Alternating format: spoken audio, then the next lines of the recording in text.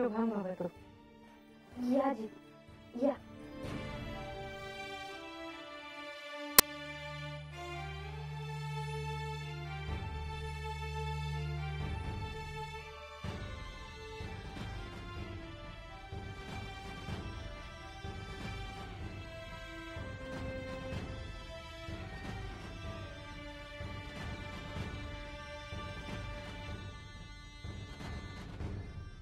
तुम्ही येतायसा असं सांगावा आला होता जी। देवी आज त्याला कसं काय येणं केलं? मी इथे येणं अतिशय महत्वाचं आणि क्रमप्राप्त आहे असं मला वाटतं, म्हणून आले आहे मी। तू श्री खंडेरायांना निरोप पाठवलास की तू जेजुरी सोडून जाते आहेस, होय ना? होय जी। आणि ह्याबद्दल साऱ्यांना कल्पना असेलच।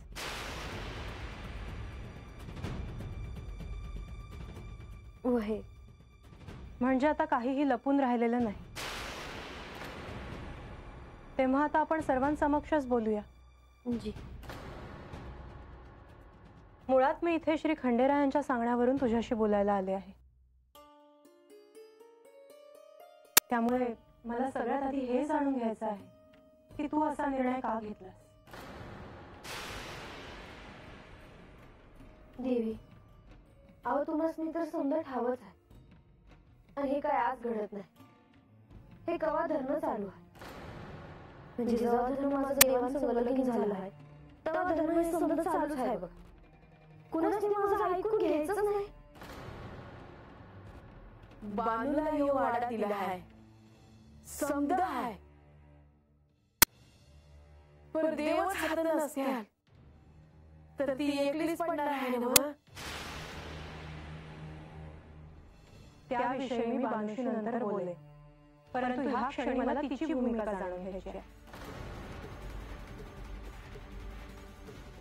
बानू, होय देवी, आता तुम्हीच मला सांग कम्या काय आणि कुठे चुकले? देवी मी हातात आले ते देवांसाठीच ना, का मला त्यासनी बघता यावं, मला त्यांचं दर्शन मिळावं, ह्या पलीकडे मला अजून काय हो आहे, पण ते बी मला मिळणं झालं आहे। तू तर असं म्हणते आहेस की श्री खंडेरायांचं दर्शन होणं देखील तुला दुर्लभ झालं आहे, परंतु आख्यानासाठी गडावर येण्यास तुला मजा नाही। गडावर कुठलीही विशेष घडामोड असेल तर त्यासाठी तुला बोलवणं पाठवलं जातंच। त्या दिवशी गडावर विशेष भोजनाचा कार्यक्रम होता, त्यासाठी देखील तुला निमंत्रण दिलं गेलं होतं। तेही श्री म्हाळसादेवींनी स्वतः तुला निमंत्रण दिलं होतं। होय देवी, अहो पण हे आज घडत आहे, उद्याच्याला बी असंच घडलं असं कोणी सांगावं? आणि म्हाळसादेवी बी राग राग करतात ना। त्यांचा राग विनाकारण आहे असं मला वाटत नाही। त्यांना काहीही कल्पना नसताना हा विवाह झाला ह्याचा त्यांना आधी राग होता, परंतु बानू तुला देखील हे सत्य आता स्वीकारावंच लागेल की गेल्या काही दिवसात त्यांनी तुझ्यावरचे निर्बंध, अर्थात तुला जे निर्बंध वाटतात ते कमी केले आहेत। त्यांना देखील हळूहळू आता हे पटायला लागलं आहे असं तुला वाटत नाही का?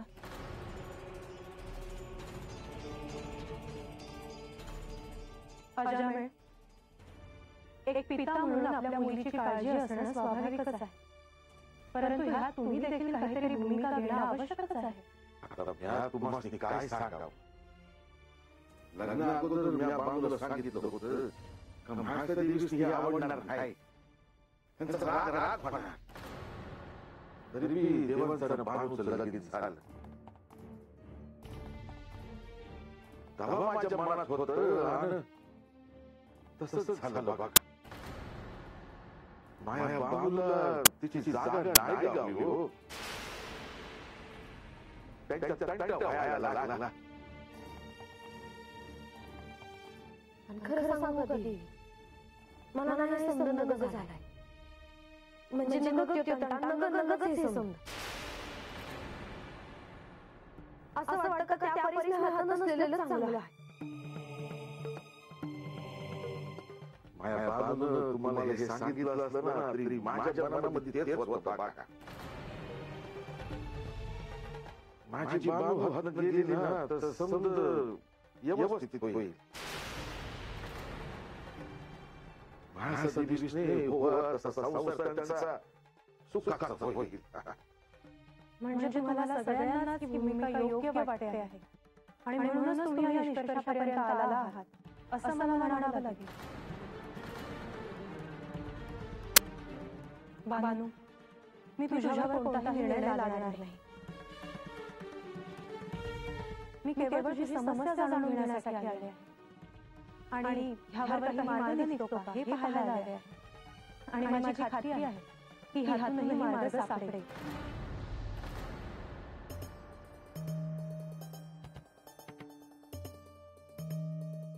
बानू, तू चंदनपुरीला परत जाऊन काय करणार आहेस? काय करणार म्हणजे शरणाने घेऊन राहणार जाणार, वस्तीवरली काम करणार, अजून काय करणार? श्री खंडेरायांपासून दूर राहून ह्यानं गेले तरी देवांची जागा आहे माझ्या मनामध्ये. ती काय पुसली जाणार आहे? निश्चितच नाही. आणि म्हणूनच आज तू हा निर्णय घेणं उचित नाही असं मला वाटतं. अर्थात निर्णय हा सर्वस्वी तुझाच असेल. तिला तिची मानाची जागा मिळायला हवी, तिला मान मिळायला हवा. आपण दुसरं काय केलं हो? तसं काय होणार नाही. हे बी खरं आहे बघा.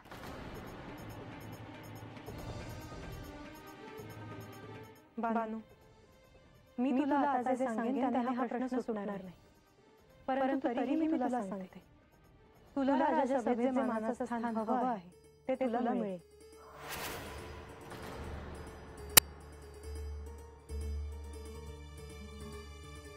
मी स्वतः श्री खंडेराय आणि म्हाळसादेवींशी याविषयी बोले.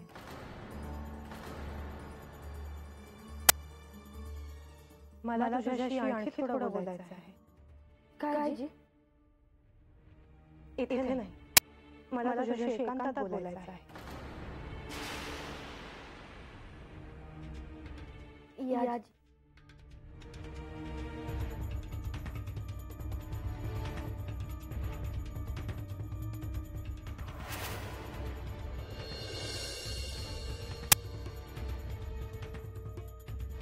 बाणाने जेजुरी सोडून जाण्याचा जो निर्णय घेतला आहे त्यापासून तिला परावृत्त करण्याचे दायित्व लक्ष्मी देवी तुमच्यावर आहे. हे कार्य निश्चितच सोपं नाही.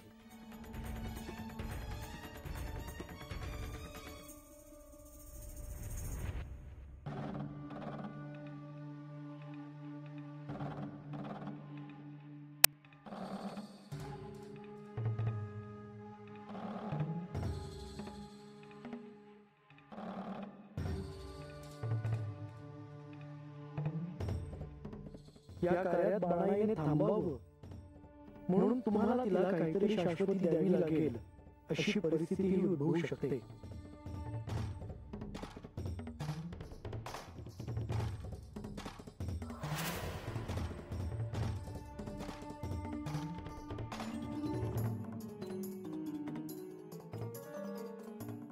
परंतु तुम्ही जर बाणाईला काही वचन दिलं, अर्थात तिने ही जेजुरी सोडून जाऊ नये म्हणूनच ते असणार आहे, परंतु त्यामुळे काही नवीन समस्या उद्भवायला नको.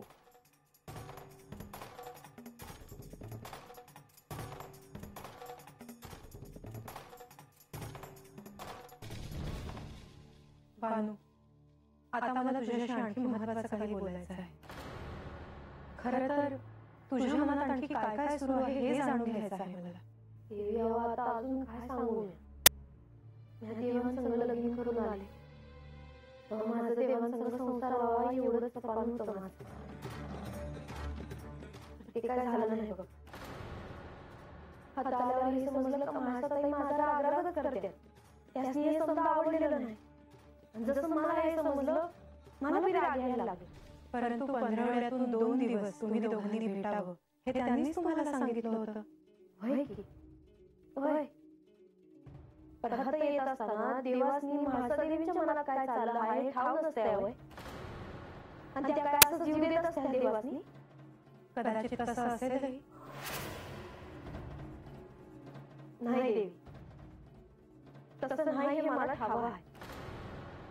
खरं सांगायचं तर माझं देवांसंग लगीन झाल्यावर देव मला कधी मिळालंच नाही.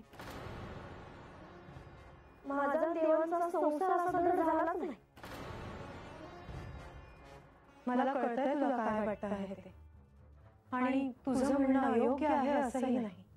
आणि म्हणूनच मला ठाव पडलं का माझी जी जागा आहे जी त्यासनी वाटते ती तशीच राहणार. मग त्यासाठी मी काय बी केलं तरी त्यासनी ते नाही आवडणार. मग त्या परीने हातनं गेलेलंच बरं. बानू, तुझं म्हणणं मी त्यांच्यापर्यंत पोहोचवे, परंतु मी एक सांगू इच्छिते. ह्या पुढे 15व्यातून 2दा म्हाळसा देवींच्या त्या वचनानुसारच तुम्हा दोघांची भेट होईल, आणि त्यात कोणताही अडसर निर्माण होणार नाही अथवा हेतू पुरस्सर निर्माण केला जाणार नाही.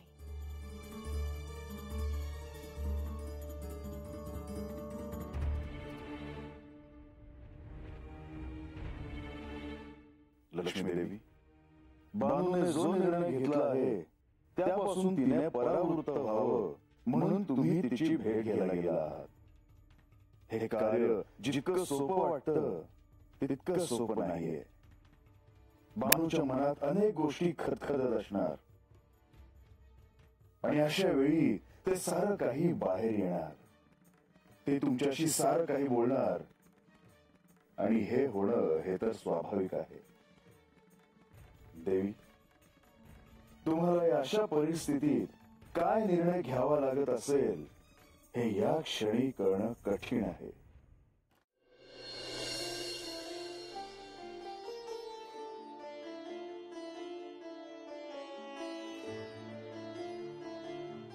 मला आता निघायला हवं. संध्याकाळ झाली आहे. गडावर परत जायला हवं मला. बानू, मी जे सांगितलं ते लक्षात ठेव म्हणजे झालं.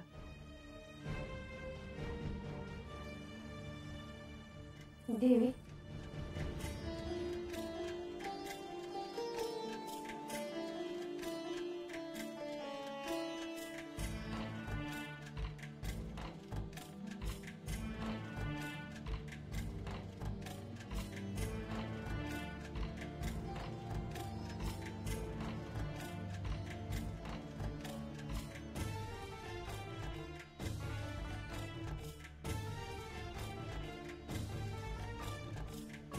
बानू, मला जे योग्य वाटलं ते मी तुझ्याशी बोलले.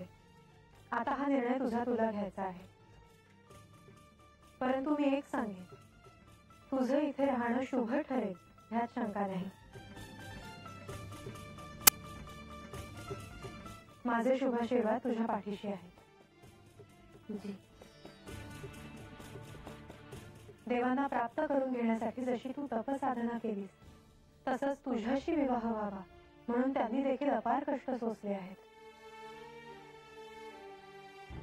12 वर्ष ते तुझ्याशी विवाह व्हावा याची प्रतीक्षा करत होते. म्हाळसा देवींच्या शापामुळे ते वृद्ध देखील झाले होते. तुझं असं वागणं म्हणजे त्यांच्या अथक प्रयत्नांना डावलण्यासारखं होईल. नाही जी, अहो तसं काय बी माझ्या मनामध्ये बी नाही. सर्व गोष्टींच्या विचारांती काय तो निर्णय घे. जी, येते मी.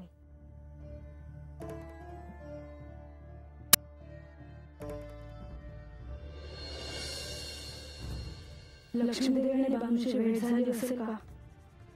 बानूने त्यांना काय काय सांगितलं असेल? काय काय बोलणं झालं असेल त्यांच्यात? जोवर लक्ष्मीदेवी परत गडावर येत नाही तोवर आता मला हे सगळं जाणून घेण्याची खूपच ओढ लागली आहे. एक मात्र निश्चित की बानूने काहीही करून जेजुरी सोडून जाण्याचा तिचा निर्णय सोडून द्यायला हवा.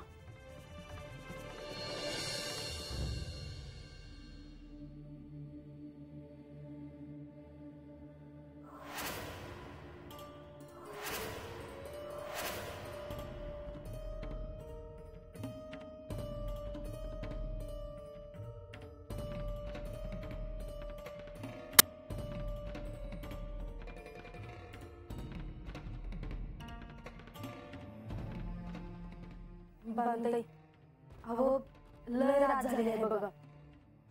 जेवायला वाढून हवं. असूनच जेवण नाही जायचं. मग तू निघायचं का काय बी बोलायचं तयार नाही. अरे असं कसं काय सांगणार झटक्यामध्ये. मला विचार करायला वेळ हवा आहे. अगं पण बानू आता कसला विचार करत बसली आहेस. लक्ष्मी देवी येऊन तुला सांगून गेल्या का तुला मानाची जागा मिळेल राजसभेत. मग आता कसला विचार करायचा. अगं पण मावशी नुसतं तेवढंच आहे होय. माझ्या मनाचा कोणी विचार करत नाही असं सांगितलं आहे ना त्यासनी. ते सगळं विसरून जाऊ मी. अगं अरे बानू जेवण दे.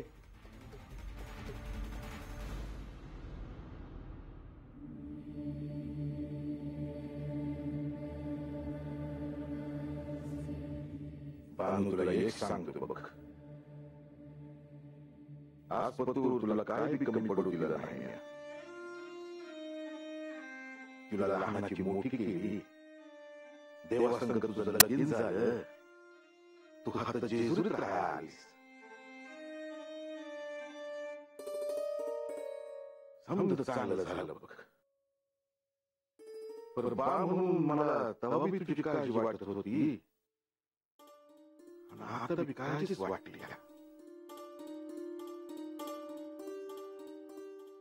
अगं मला समजायची तुझी काळजी वाटली बघ. एक ध्यानात ठेव. आता तुला ठरवायचं आहे. आता राहायचं का नाही.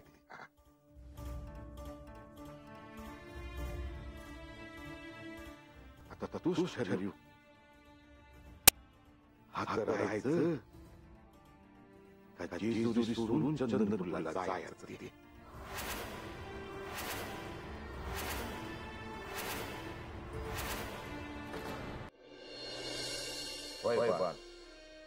आता जे काय ठरवायचं असेल तुझं तूच ठरव.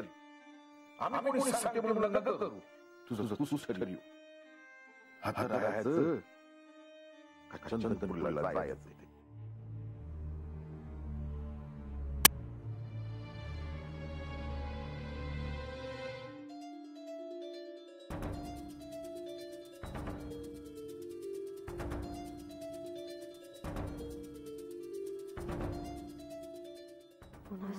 कशापायी होतंय तिथे.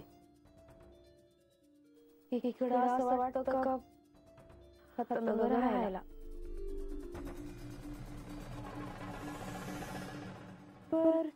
पर दुसरीकडे असं वाटतंय का असं करून नाही चालायचं. मी आता राहायचो. मला तर या माणसाचं काय बी कळलं झालंय. आता आम्ही किती बी सांगितलं तरी ऐकणार नाही तू. लक्ष्मी देवी येऊन सांगून गेले तुला आणि अजून तू समाधान नाही झालं. अगं मावशी लक्ष्मी देवी मला म्हणल्या ते समजून पटतंय मला. म्हणूनच मी विचार करते काय करायचं काय नगती. आताच्या लक्ष्मी देवी येऊन गेल्या नसत्या तर त्यातच ते बघ.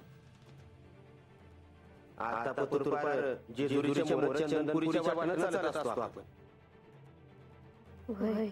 पर देव तर तुम्हाला म्हणलं होतं त्यांनी सांगितलं घर न जायचं नाही म्हणून. तेच काय वाटलं असतं तुम्ही असं न सांगता गेल्या. बानू ऐक माझं. देवानी बी असंच वाटतंय तू हातच राहावं म्हणून. त्याचा विचार कर. हे शेवंती आता तिला ठरवू दे काय करायचं ते.